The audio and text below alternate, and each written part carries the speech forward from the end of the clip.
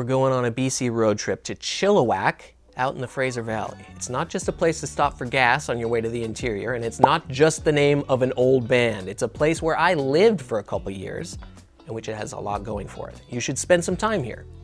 It's on the traditional territory of more than 10 Stalo First Nations, and the newest thing in town that's got everybody's attention is a place called District 1881. It's at a noteworthy intersection called Five Corners, which is historically the center of town where all the streets come together.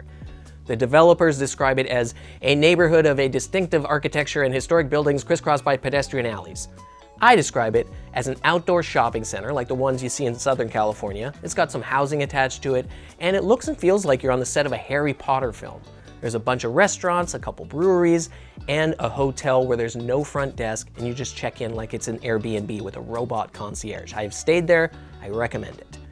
The second thing you need to check out in Chilliwack, it isn't typically a tourist attraction. In fact, it's not meant to be an attraction at all, but it is. It's the first and only walk-in egg vending machine I've ever visited. It's located on Brightside Farms property, and you're gonna have to drive there.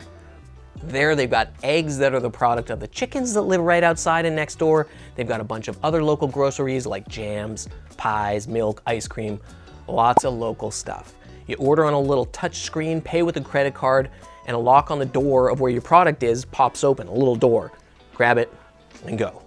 The third thing I recommend in Chilliwack is a visit to the Great Blue Heron Nature Reserve. It's a 325-acre public park where there's a bunch of trails to walk down and look for birds, beavers, other wildlife, and the park is actually super new.